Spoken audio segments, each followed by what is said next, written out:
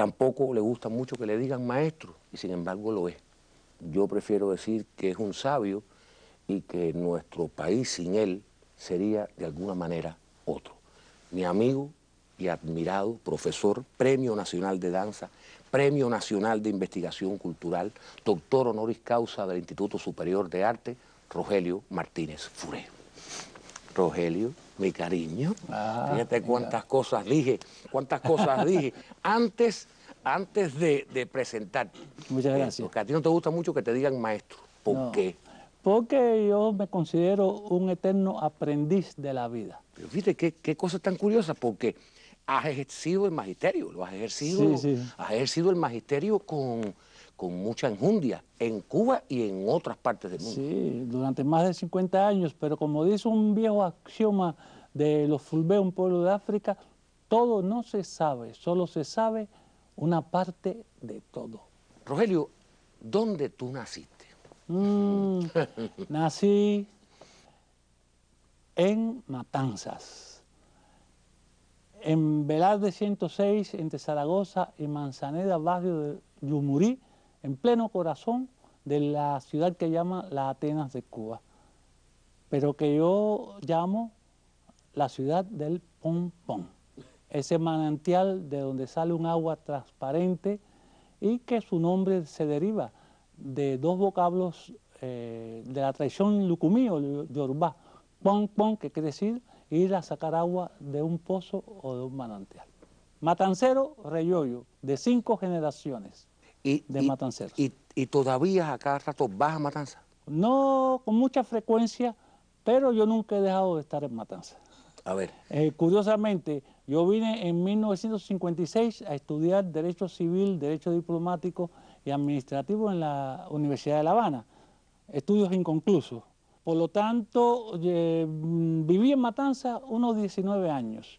Después me mudé para La Habana, viví 37 años en Cayo Hueso y ahora llevo 21 o 22 años en El Vedado. Por lo tanto, soy una especie de matancero y habanero, cayohuesero, honoris causa. Pero esos 19 años que viviste en Matanza, ¿cómo tú los recuerdas? ¿Cómo era el niño? ¿Cómo eran las inquietudes de aquel niño? Yo no los recuerdo, yo los sigo viviendo. A ver, entonces, vívelo para nosotros. Tener el privilegio de haber nacido y haberse criado uno en Matanza, esa ciudad, no se puede olvidar. Yo considero que Matanzas viene a ser lo que es Salvador de Bahía para Brasil. Ile-Ife para la cultura yoruba en Nigeria. Matanzas es la Ile-Ife del Gran Caribe. Y en el barrio en que nací, por supuesto, que estaban presentes todos los componentes de la identidad cubana. Esa identidad que yo digo que es como un río de aguas siempre renovadas que al final desemboca en el océano de la humanidad. En mi barrio convivían, en ese momento, 1937, 28 de agosto, el día en que se celebra se conmemora la muerte de San Agustín, el famoso padre de la iglesia, el más grande africano de la cristiandad, Agustín de Hipona. Entonces ahí convivían juntos, pero no revueltos, por supuesto, canarios, gallegos, catalanes, descendientes de lucumíes, de Congo, de Arará, de Ganga, de carabalíes, de jamaicanos, de dominicanos, de judíos, de yumas. Imagínense, en ese ambiente nací y me crié y me formé, ¿no? Desciendo de mandingas, de franceses, de lucumíes, de españoles, de chinos y a lo mejor de algún indio en lontananza. Y eso me hace sentirme muy contento porque en mi barrio escuchaba los pregones de los guajiros que venían del Valle de Yumurí, o los pregones de los jamaicanos, o los pregones, ¿qué te voy a decir?, de los carboneros de origen isleño, o en mi cuadra vivió Miguel Failde, el creador del danzón. El danzón, claro. Conocí a la familia de Aniceto Díaz, a la familia de Damaso Pérez Prado. En mi barrio una señora muy querida, Natica, montaba zarzuelas españolas o óperas.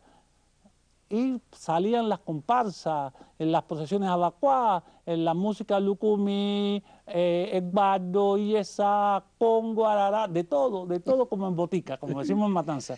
Y eso me fue conformando. Mis padres eran de clase popular. Mi padre en su juventud trabajaba en un taller de zapatería. Mi madre era planchadora en el Novator, una lavandería que tenía un español, que tenía uno de los primeros carros de las máquinas de petróleo, ¿no? Y sin embargo, por la dialéctica, mi familia fue ascendiendo socioeconómicamente hasta el punto que después de yo estudiar en escuelas públicas los primeros grados y mi hermana, fuimos a estudiar al Colegio La Luz, una escuela privada en Matanza de gran prestigio, y de ahí pasamos al Instituto de Segunda Enseñanza. Mi hermana se graduó de bachiller en ciencias, yo en letras, que uno siempre tira, la cabra siempre tira para el monte, y después vinimos ella a estudiar medicina en la Universidad de La Habana en el 55 y yo derecho, como dije, en el 56. Me gustaba el derecho y me sigue gustando el derecho, sobre todo historia de las instituciones y derechos romanos. Era una especie de Abelardito, es verdad, no lo confieso. Y bueno, no queda. Sí. Y sacaba todo excelente y ganaba premios y la universidad no tenía que pagar matrícula porque, bueno, en esa época, a partir del año 56, por los premios tenía la matrícula. Pero entonces ese dinero lo gastaba en la Casa Belga o en la Bohemia, otras librerías que había, y compraba libros de este mundo, ¿no? Y llegué a La Habana a estudiar Derecho inconcluso, hasta que un día dijeron que no hacía falta abogados en Cuba. ¿Pero quién dijo que no hacían falta abogados en Cuba? La gente que podía decirlo. Ah, ya. Nos reunieron en la Plaza Cadena y a todo el mundo, ¿y quién estudia Derecho? Pues búsquense otra profesión porque no hace falta los tribunales populares. Y como Ya. en mi casa me enseñaron desde niño que donde usted no lo quiere, usted no tiene que buscar nada. Bajé esa escalinata y dije, ya. A los pocos meses me mandaron un telegrama, Rogelio, que te falta poca asignatura para terminar el derecho diplomático. Venga, hay un plano remedial. Y dije, no. Y afortunadamente, supuesto, le tanta hace que llega al Caribe y ya tú sabes lo que pasa. Bebe agua del pompón, como decimos en Matanza, y se quedó. Bueno, a ver, Félix de la Nuez, que te ha hecho un documental hermoso. Este es un muchacho muy Sí, talentoso. ¿cómo que no? Muy talentoso. Sí. Él dice que tú eres un hombre de muchas existencias. ¿Qué tú crees que él te quiso decir cuando te dijo eso? Porque en realidad tengo demasiadas existencias. Si yo mira, muchas existencias, muchas actividades. Mira, desde niño a mí me gustaba cantar. Y yo me presentaba en un programa que había en la radio de mi ciudad que se llamaba El Príncipe Negro, de aficionado. Y ahí canté y ganaba. Y mi hermana recitaba poemas de cómo soy señora, cómo son las cosas, ¿no? Esa poesía. Y yo cantaba nada más y nada menos. Te vas a reír. Y gané. Carmen Sol es la gitana, más linda de aquel lugar, por la que muchos gitanos hablaron con el puñal. Por ella está Pepe Ortega, el matón de aquel lugar, que enfermo de amor y pena, la persigue y canta así. Cantaba esa copla andaluza. Y es una línea mía, ¿no? Por un lado. Por otro, a mí me gustaba la ópera y me sigue gustando la ópera. Yo soy pucciniano. No, la gente se no, yo soy pucciniano. A mí cuando escucho Tosca o cuando escucho Turandot o Mimí, me siento mal, en el sentido positivo. Sí, hombre, claro. Y te emociona. Y yo soy amante de la ópera. La gente a veces se sorprende. Yo tengo una colección de discos extraordinaria. Desde los 10 años empecé a guardar colecciones, lo Azulir, Archive Production, toda la música del mundo entero. Y desde que estaba allá en Matanza, por supuesto, he seguido enganchado, ¿no? por la ópera, pero no solo la italiana, la ópera rusa, La francesa, alemana, por supuesto, Wagner me encanta, aunque la gente diga horrores de Tristán y Isolda, No, Tristán y Isolda es bobería. tremendo. Y de la ópera rusa, ni qué decirte de Boris Godunov, que la escena esa final de la locura es algo único. Que no vibre con eso es que no está vivo, ¿no? Pero al mismo tiempo de ese amor, ¿no?, por la música, esta llamada de concierto europea, siempre me interesé por la cultura popular, por ese aspecto tan importante de todos los pueblos que sigue siendo subordinado. Y entonces yo me sentaba al lado de mi abuela y de mi bisabuela y me contaban sobre la época de la colonia. Por ejemplo, mi descendencia mandinga viene desde 1835, donde mi tatarabuela, Mamá Encarnación, la regalaron a los 4 años en bandeja de plata. Era de origen mandinga y nació en el ingenio Atrevido de Piedra por la zona de Balodrón. Y esa presencia está en mi familia desde entonces, ¿no? Yo conservo hasta una talla de un Cristo, evidentemente español, que le regalaron cuando ella tenía 15 años. Esa es la otra tradición, ¿no? Y entonces en mi familia la oralidad está muy viva y yo me sentaba en esa época a oír a mi abuela, a mi bisabuela que me contaban cómo era el siglo XIX y anotaba en papelitos. Después aprendí con mi maestro Gelés León a coger hojas y doblarla en 4 y picarla y escribirla y guardarlo todo en caja de zapatos, ¿eh? Pero lo guardo como testimonio de que en esa época, sin necesidad de computadoras y de todas las tecnologías contemporáneas, se podía contribuir a la salvaguarda de aspectos de identidad nuestra. Y es interesante, me interesé en ese aspecto de la realidad nuestra, en un barrio y en una ciudad que es cuna de identidad cubana múltiple y una, ¿no? Y nunca he podido abandonar esto. Es decir, que tengo una formación libresca, erudita, entre comillas, y la otra, porque yo soy un hombre de la oralidad. Yo amo la palabra hablada que es la primera que surge antes de la escritura, que coexiste con la escritura, y a lo mejor cuando ya la escritura desaparezca, Radio Bemba va a seguir viviendo por los 4 puntos cardinales. Sí, pero a ver, lo que te voy a pedir es que al erudito le quite las comillas. Es decir, le quite las comillas porque... y tienes además una serie de conceptos que a mí me parece muy interesantes, muy profundos, porque han pasado muchísimas cosas con la religión, llamémosle, como llaman, la afrocubana.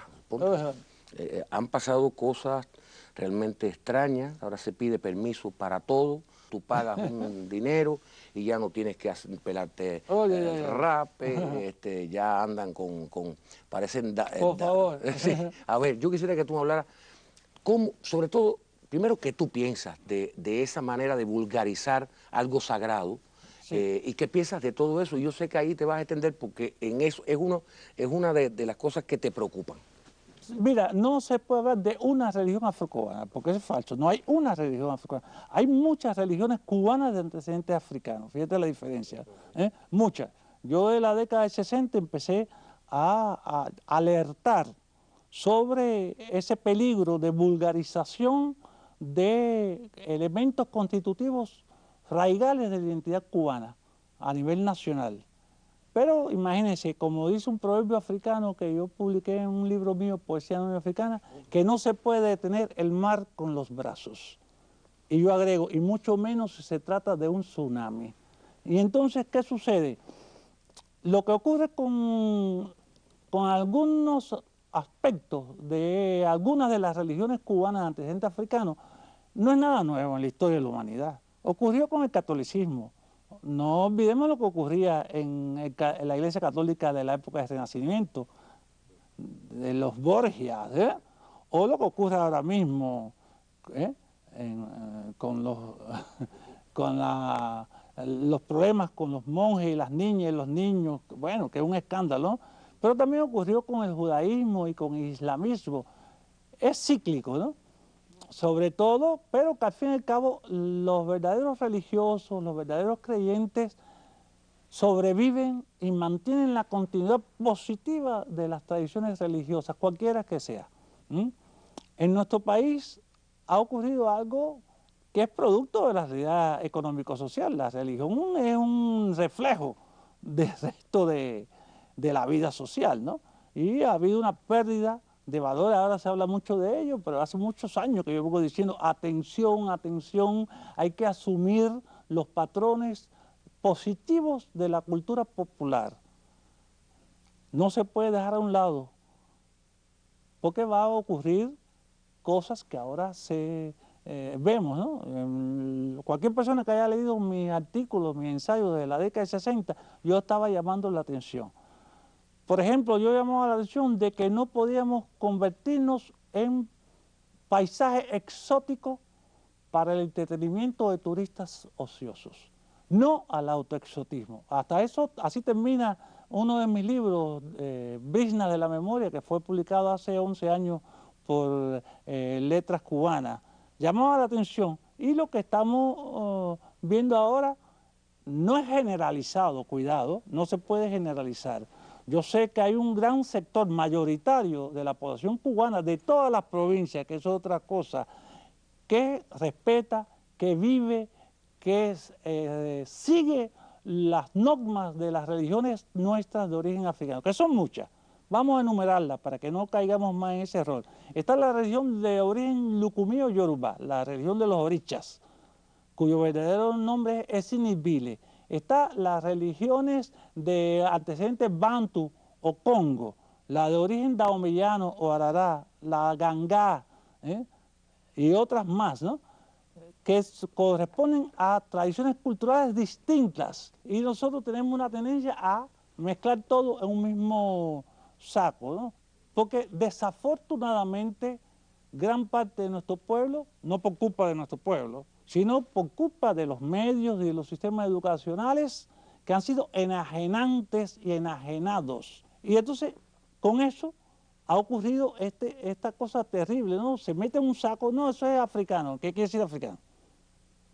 Es lo mismo ser congo que ser lucumí, ¿no? Sin embargo, la cultura nuestra sí mantiene esos linajes bien definidos, pero no se le enseña conscientemente a los niños o a las niñas. La tradición oral repite, repite, repite, pero entonces está a contrapelo con lo que te dicen los medios. Entonces hay una confusión en todos los aspectos, ¿no? Del conocimiento de la cultura nuestra, que lleva a un caos, sinceramente, a un caos muy grande y a una expansión horizontal de factores identitarios nuestros, pero no vertical, no hay una profundización. Y entonces ocurre con estas religiones populares que mientras hay familias, hay casas religiosas que sí mantienen la ortodoxia en el sentido positivo, es decir, de conservar Sí. los valores positivos, hay otras que yo llamo que hay una especie de jineterismo pseudocultural o jineterismo pseudo-religioso.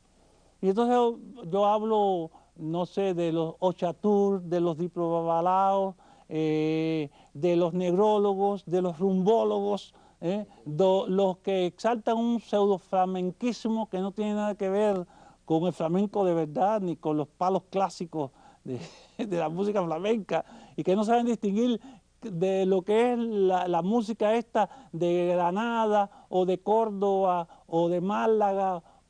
O sea, No, es caótico. no, pero Caótico. el término jineterismo Pseudocultural o pseudo-religioso. sí, a mí me parece, por ejemplo, ¿cómo descubrir a un timador? Un timador religioso. ¿Y cómo uno puede descubrir a un cura farsante? ¿Se puede? No. Porque nadie tiene el cartelito de descaro en la cara. ¿No ves? Eso es en la vida Sí, cotidiana. pero si yo vengo, si hay ciertos patrones, cualquiera de las religiones que tú me estás diciendo, y hay ciertos patrones, y yo vengo y te digo, no, tienes que estar tantos días en la estera. No, dame tanto dinero y yo te doy el permiso. Sí, no, esos son unos farsantes. Esos son unos Es farsantes. como digo yo, por ejemplo, ahora todo el mundo es hijo de Orumila. Y parece que yo digo que han echado Viagra en la gallina que se sacrifica a Orumila, y entonces ahora está preñando a diestra y siniestra. Porque yo que soy de Matanza, en los años que viví en Matanza, que es la Ile Ife del Gran Caribe, o sea, Ile Ife, la ciudad sagrada de donde surgieron las religiones de los orishes que se expandieron para Cuba, para Brasil, para Trinidad y Tobago, y en este momento para toda América, o para Europa, o hasta para Japón, ¿eh? De pronto, yo digo, ¿qué cosa es esto? Todo el mundo es hijo de Orumila, todo el mundo tiene ideo, tiene cofá, y tú vas por la calle y te encuentras un hombre que está picando piedra. Oye, ¿te enteraste de la letra de este año? Sí, no, pero a mí no me importa porque la de mi casa. ¿Qué cosa es eso? Eso no es popularización, eso es vulgarización de patrones esenciales de la identidad cubana. Patrones esenciales, además no es de una minoría, porque antes decían, no, eso es de los negros. No, vamos a estar claros. Las religiones cubanas, insisto, de origen africano, están en todas las provincias de este país y en todos los estamentos de la población cubana.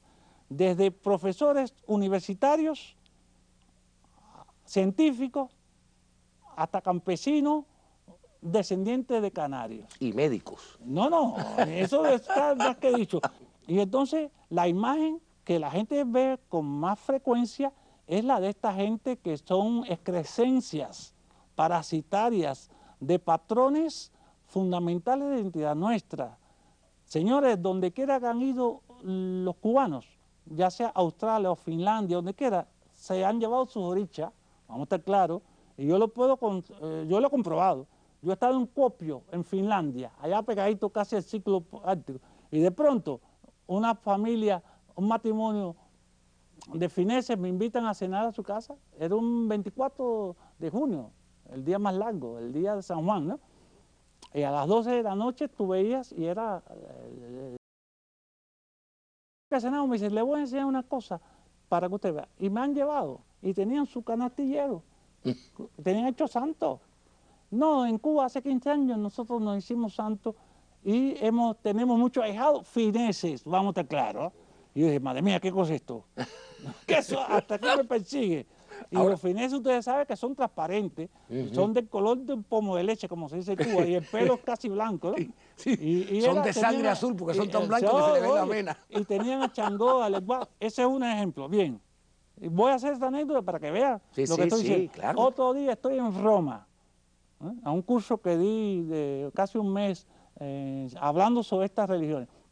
Me invitan a cenar, y de pronto me asomo al balcón y estoy viendo la cúpula de San Pedro, y de pronto tenían hecho santos, esos italianos. En Roma, donde está la piedra Pedro de la Iglesia Católica, los orillas estaban ahí.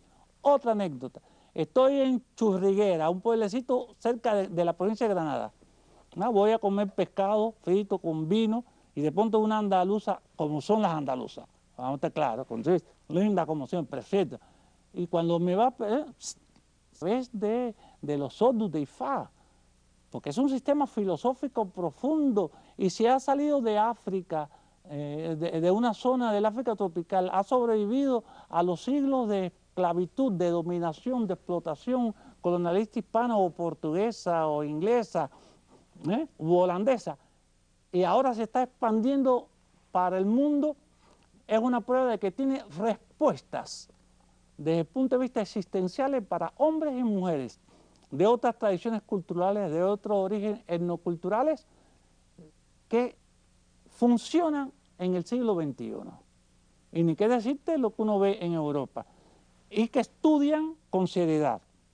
Y yo le puedo decir una cosa, yo me he encontrado en París o en Londres, un día nos va a pasar con la música, que nos la van a devolver con la tecnología moderna, o lo que ocurrió con la guayabera, porque es importante conocer el origen, el antecedente de las diversas tradiciones culturales, pero más importante es saber cómo eso se integra a otras comunidades, a otras zonas, y cómo allí sigue funcionando dentro de ese nuevo grupo humano.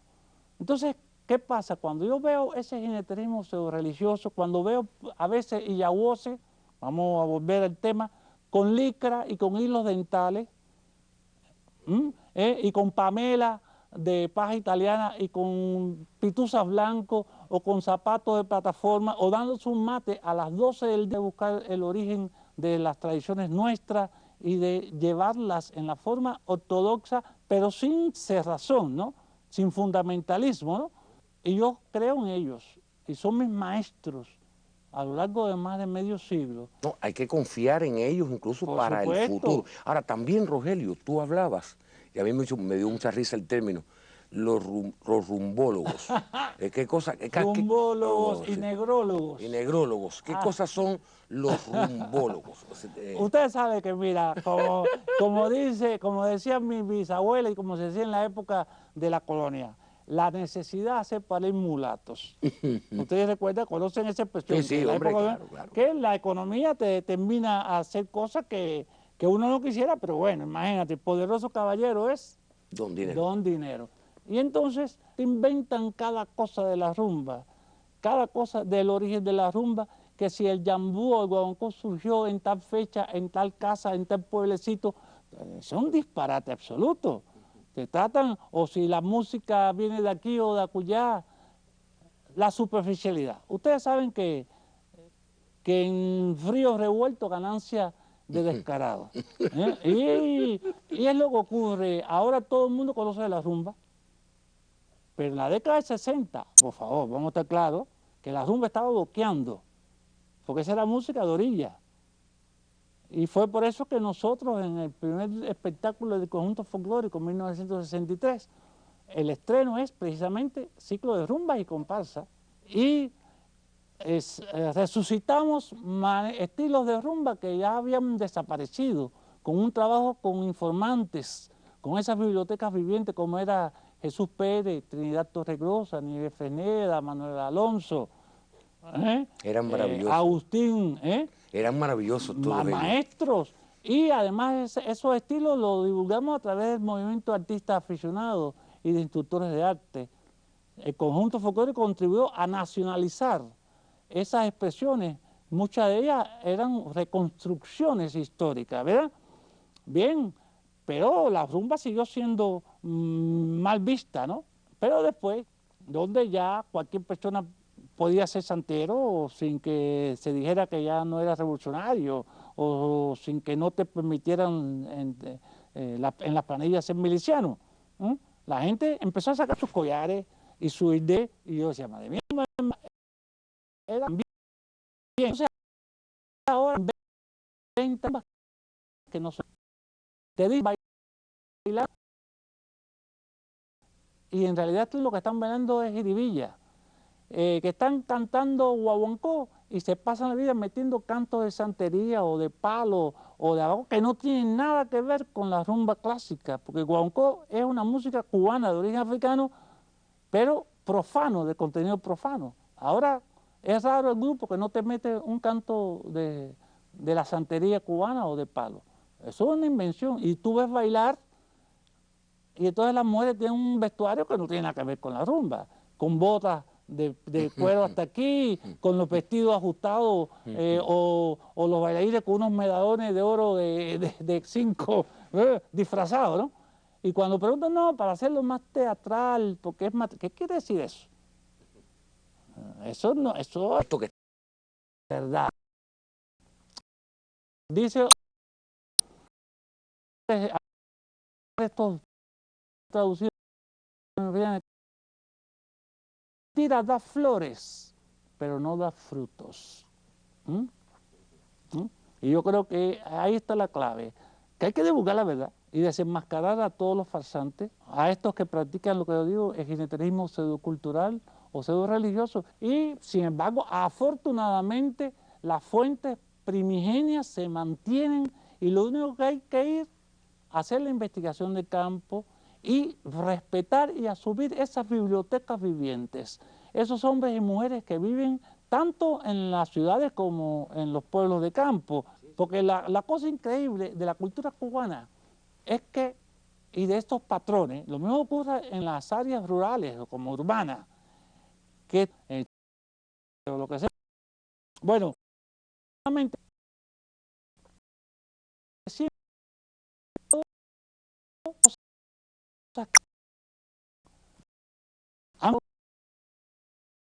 de Eurasia, de África, de América continental, de Oceanía, lo hemos reducido a nuestro sistema de valores, lo hemos hecho cubano reyollo, no criollo, que es un nivel anterior, reyollo, que quiere decir de varias generaciones de sedimentación. Y entonces ocurre eso, que hay un sector nuestro que lo conserva como una cantera de formas vitales que tiene respuesta para el hombre y la mujer no solo de Cuba, sino del mundo entero del siglo XXI, como está ocurriendo con las religiones nuestras bien llevadas, o como está ocurriendo con nuestra música, ¿no? O con otras expresiones de la cultura nuestra. Sí. No,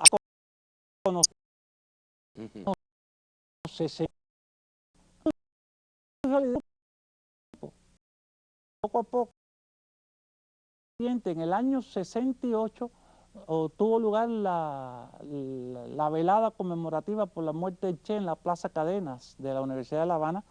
Ahí actuamos frente a miles y miles de estudiantes, frente al Comité Central, donde el canto en honor, en homenaje al Che Guevara, por primera vez utilizaba música ritual funeraria con un texto de contenido político, ¿no? Fue impresionante. Imagínense en la Plaza Cadena miles y miles de personas respondiendo el estribillo en Lucumí, Baé, Baye, Tonú, Ernesto Che Guevara, Chon, Chon, Chon, Comola. Fue un escándalo, sinceramente. Y ahí ya se consolidó el grupo nacional. El grupo por institución, la música no solo presenta es solo el conocimiento de esa comunión de orígenes, pero profundo conocimiento, repito, sin chauvinismo ni xenofobia, nos dará fuerza para saber que no estamos solos, que no somos subproductos culturales, que no somos simples consumidores de lo que nos llega de afuera, no, sino que hemos tenido el coraje que debe ser conservado para transformar lo que podamos transformar y para crear a partir de esos patrones que heredamos de nuestros antepasados y que es una responsabilidad. Y entonces, bueno, la experiencia con Sergio es única. Seguramente. Y que no nos limitamos, repito, a